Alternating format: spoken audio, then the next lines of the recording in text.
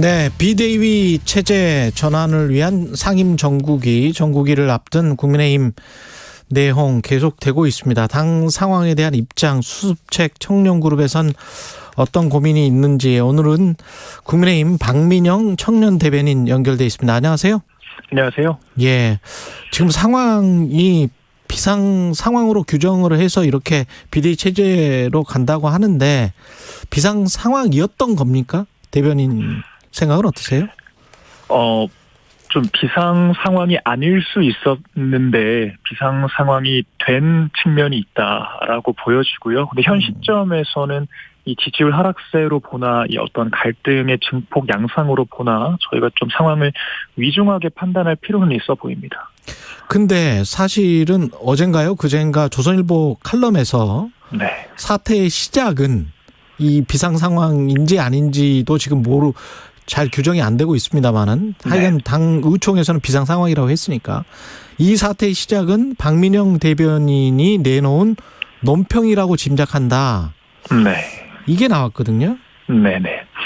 그러니까 저도 사실 어떤 이게 의도로 이런 말씀을 하신 건지 좀 의아스러워서 좀 여러 차례 칼럼을 읽어봤거든요. 그런데 아무래도 대통령의 감정을 읽어 나가다 보니까 좀 충분히 의도를 이해하기 어려운 측면들도 있었다라고 생각을 합니다. 그런데 사실 이 징계라는 것은 한참 전부터 이미 진행이 되고 있는 상황이었고 결국에는 칼럼의 끝맺음도 어쨌거나 그 쓴소리의 충정을 충분히 읽으실 수 있을 것이다. 이렇게 결론을 내리셨거든요. 그래서 어떤 이 인과관계를 막 직접적으로 하신 건 아닌 듯 하고요. 예. 그런 것도 영향을 미쳤을 수 있다 정도의 주장으로 저는 이해를 했습니다. 이 비상 상황 비대위까지 오게 된 것이 내부 총질 문자, 내부 총질이나 하는 당대표 이게 이제 화면에 비춰지면서 시작이 된 거잖아요.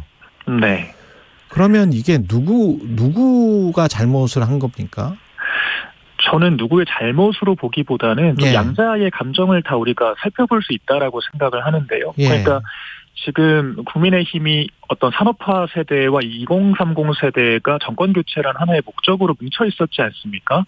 근데 사실 이 한 세대를 건너뛴 만큼 두 세대의 어떤 경험치나 감정선은 많이 다릅니다. 그 대통령 입장에서는 어떤 그런 아픈 이야기들 이런 것들이 상처로 다가왔을 수 있다라고 저는 생각을 하고요. 그러니까 이준석 대표 역시 좀 다소 과하게 대응하는 모습들을 보이고 있습니다만 또 그런 것들이 이제 젊은 세대 당대표의 장점으로 다가오기도 합니다. 우리가 그런 차이를 좀 인정하고 좀 허심탄회하게 풀고 갔어야 되는데 좀 서로의 그런 서운한 부분들을 살피기보다는 좀 강대강의 갈등으로 가고 있는 것이 저는 지금 문제라고 생각을 하고요. 그래서 우리가 이 세대 인식 격차를 보듬을 수 있는 부분들을 보듬어 가면서 좀 성숙한 당으로 거듭나야 할 거다라고 생각합니다. 지금 강대강의 갈등이라고 말씀을 하셨는데 외부에서 보기는 의총이랄지 최고위 사퇴랄지 비대위 전환 그다음에 전국위 의장인 서병수 의원의 말들 이런 것들을 종합을 해보면 사실상 내몰리고 있는 상황 아니에요? 강대강이라기보다는 이준석 대표가? 네. 이준석 대표가 약자의 위치에 있는 건 맞습니다. 하지만 제가 늘 강조하는 것이 이 통제 가능한 노력이라고 생각하고요. 그래서 이준석 대표 입장에서도 결국 국민의힘은 돌아와야 할 집입니다. 그리고 당원들 그리고 정치인들 다 함께 가야 할 식구들이고요. 그래서 저는 너무 아픈 이야기를 하는 것은 좀 서로에게 또 많은 상처를 남길 수 있다 이런 생각이고요. 다만 이준석 대표가 명백한 약자의 위치에 있기 때문에 제가 대통령께서 먼저 끌어안아 주셨으면 좋겠다라는 바람을 전한 것이었습니다. 지금이라도 대통령께서 좀 끌어안아 줬으면 좋겠다? 예. 이준석 대표는 어떻게 해야 될까요? 스스로는. 사실 많이 답답하실 거예요. 그런데 이게 이준석 대표도 사실 당으로 돌아와서 다시 역할을 하시기를 바랄 거라고 생각합니다. 그래서 지금 이 비대위로 넘어가면서 자동 이 당대표직이 거리가 되는 상황이 문제라고 충분히 인식을 하실 수가 있고 그래서 이 가처분 얘기까지 나오는 게 아니겠습니까? 예. 네, 그래서 근데 결국에는 이게 식구들끼리 싸울 때는 먼저 저는 양보하는 사람이 승자라고 생각을 하거든요. 그러니까 지금 사실 대통령 입장에서는 원치 않게 속마음을 들킨 상황입니다. 그러니까 얼마나 저는 민망하실지 이제 그런 생각들을 해봤고요. 대표 입장에서는 충분히 불쾌할 수가 있고요. 그런데 저는 오히려 이렇게 좀 내놓고 드러난 상황에서 더 허심탄회하게 이야기할 수 있는 기회라고 생각을 하거든요. 예. 네, 그래서 좀 양자가 정말 소통을 통해서 문제를 풀어나갔으면 좋겠다는 생각입니다. 네. 결국 또 경찰 수사가 변수가 될 것 같은데 이런 이야기도 네. 있어요. 그러니까 윤리 징계 6개월 그다음에 그 직무대행으로 갔잖아요. 그러면 직무대행 네네네. 체제를 그대로 유지할 수가 있었는데 그리고 난 다음에 이준석 당대표가 돌아올 가능성도 있다. 왜냐하면 경찰 수사가 이른바 이제 윤핵관이나 이준석 당대표를 싫어하는 쪽이라고 해야 될까요? 그러니까 반대하는 쪽에서 봤을 때는 경찰 수사가 본인들 생각대로 그렇게 진행되지 않을 수 있다라는 판단하에 지금 비상 상황을 만들고 비대위 체제로 가고 있는 것 아닌가. 네. 그런 것도 당 내부에서 나오더라고요. 네네네. 그런 추정에 관해서는 어떻게 생각하세요? 사실 그런 추정보다는 결국엔 이 문자 파동이 결정적인 영향을 미쳤다라고 생각을 합니다. 예. 이 문자 파동이 터진 직후에 이 대통령 국정 지지율이 이제 이틀 사이에 한 10% 가까이 떨어지는 그런 양상까지 목격이 되었었거든요. 그래서 사실 이 갈등이 표면으로 드러났던 것이 저는 문제의 시발이었다라고 생각을 하고요. 또한 아마도 이제 이런 상황들이 겉으로 드러나다 보니까 좀 수사 그 자체도 좀 정치적으로 비화될 수밖에 없는 부분이라고 생각합니다. 어떤 수사에서 어떤 결과가 나오든 한쪽은 납득하기가 어려울 것이고요. 저는 그래서 이렇게까지 상황이 내몰린 데 대해서 참 참담하다라는 심경을 먼저 전하고, 그래서 저는 오히려 좀 이렇게 수사 국면으로 강하게 가는 것보다는 이준석 대표가 돌아올 수 있는 공간을 열어두고 우리가 함께 갈 수 있는 가능성을 마련하는 것이, 그러니까 좀 정치적으로도 이게 해석이 가미되지 않게끔 좀 화해 양상으로 가는 것이 최선이지 않을까. 저는 그런 생각을 하는 겁니다. 네. 아직도 괜찮다, 시간 늦지 않았다 이렇게 네. 보시는군요. 예. 저희 최선을 찾아야 하니까요. 예. 윤석열 대통령이 전 정권 장관 중 이렇게 훌륭한 사람 봤나라는 네네. 발언에 대한 어떤 비판, 문제의식, 이준석 대표도 이야기를 했고 박민영 대변인도 아직도 가지고 있습니까? 아마 저는 지금 같은 일이 일어난다면 예.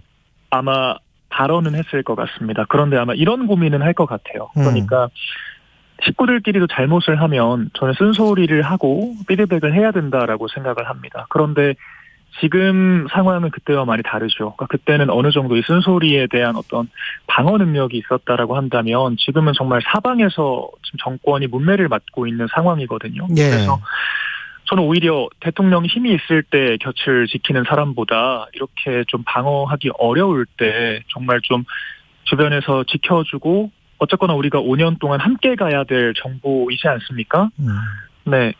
더 잘할 수 있도록 독려해주고 지켜주는 게 중요하다라고 생각을 합니다. 물론 내부적으로 또 변화를 위한 목소리는 꾸준히 내야겠지만요. 예. 같은 상황이 와도 똑같이 아마 지적을 할 것이다. 네. 하지만 방법이나 어떤 수위에 대해서는 좀 차이가 있을 수 있을 것 같습니다. 지금 그때는 저 말고는 비판하는 사람이 없었지만 사실 지금은 당내에서도 또 많은 좀 비토가 쏟아지고 있는 상황이거든요. 네. 저는 이렇게 이 당정이 무너지지 않았으면 좋겠는 마음이 정말 간절하고요. 저희가 최후에는 결과적으로 이 대통령께서 시대적 소명을 다할 수 있도록 지원하는 것이 저희의 역할이기 때문에 또 상황에 따라서 제 역할이 달라질 수 있을 거라고 생각합니다. 그 상황이 계속 비대위로 가고 사실상 밖에서 보기에는 이준석 당대표를 내모는 그런 상황으로 간다면 이준석 당대표는 법적으로 뭔가 조치를 하고 소송을 해보고 그럴까요? 어떻게 보십니까?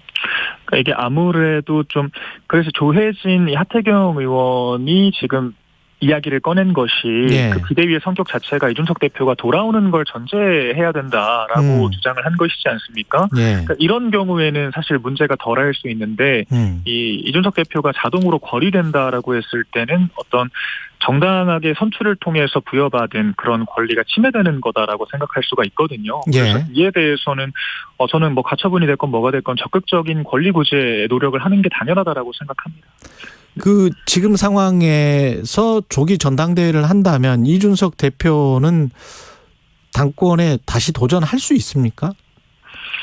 조기 전당대회가 어떤 시점에서 이루어지느냐, 수사 결과가 어떻게 나오느냐에 따라 다르기 때문에 예단하기는 어렵지만요. 예. 결과적으로 이준석 대표에 대한 어떤 이 외부적인 지지세가 있지 않습니까? 그런 당대표에서 계속 1위를 차지하고 있는데 저희 당이 이런 부분들을 귀담아야 한다라고 생각합니다. 결과적으로 당원들이 됐건 국민들이 됐건 그 이준석 대표를 중심으로 했던 변화의 바람에 대한 기대가 여전히 있는 것이고요. 그래서 어떤 절차상의 문제가 없다면 얼마든지 도전을 할 수 있는 것이고 또 저희가 이제 그런 국민과 당원들의 여론을 충분히 받아들일 수 있다라고 생각합니다. 여건이 만약에 안 된다면 본인이 스스로 나올 수 있는 여건이 안 된다면 네. 다른 특정 후보를 드러내놓고 지원 사격할 가능성은 어떻게 보세요? 그럴 가능성도 물론 있다라고 생각을 합니다. 왜냐하면 사실 뭐 이준석 대표와 어떤 노선과 생각을 같이 하는 사람들이 여전히 당 안에 존재를 하는 것이니까요. 예. 네, 그런 식으로라도 이준석 대표가 생각했던 그런 당내 개혁 노선을 지킬 수 있다면 충분히 가능한 그림일 것 같습니다. 예. 지금 대통령 지지율도 여당 입장에서는 상당히 위기고 연이은 또 의혹 같은 게 많이 나오고 있거든요. 인적 쇄신 이야기도 나오는데 어떻게 보십니까? 마지막으로. 사실 저는 대통령이 제가 기대하고 믿었던 모습과는 좀 다른 측면들이 지금 있는 게 사실입니다. 하지만 저희가 선거 때 우리가 어떤 마음으로 대통령을 보필했는지, 우리가 왜 이 윤석열이라는 이 전 검찰총장을 대통령으로 지지했는지를 돌아볼 때라고 생각을 합니다. 물론 부족한 부분들이 있습니다. 선거 때도 그랬습니다. 그래서 지지율이 20%대까지 하락하는 국면들이 있었지만 저희 어떤 권영세 장관, 원희룡 장관, 이준석 대표, 그리고 어떤 청년 보좌역들 이렇게 전면에 앞세워서 이 윤석열 대통령이 왜 시대의 리더인지를 증명하고 대통령으로 만들었습니다. 저는 그래서 우리가 그때의 그 마음, 제가 6개월 전 청년 보좌역 간담회 때 윤석열 대통령께 드렸던 그런 조언들, 그러니까 이 어떤 민주화 세대의 어떤 이런 나쁜 잔재들과 혈혈단신으로 맞서 싸우던 그런 리더로서의 모습, 그리고 당장 어떤 국정보다는 그런 세대교체, 세대통합의 교두보를 만들어야 한다는 그런 문제의식들, 이런 것들을 상기하고 큰 줄기로 따라갈 수 있다라고 한다면 저는 충분히 이 위기를 극복할 수 있다라고 생각을 하고요. 저희가 왜 그렇게까지 간절하게 정권 교체를 바랐는지, 우리가 윤석열 대통령께 원했던 모습이 무엇이었는지를 되돌아봐야 할 때라고 생각합니다. 예, 국민의힘 박민영 대변인이었습니다. 고맙습니다. 감사합니다.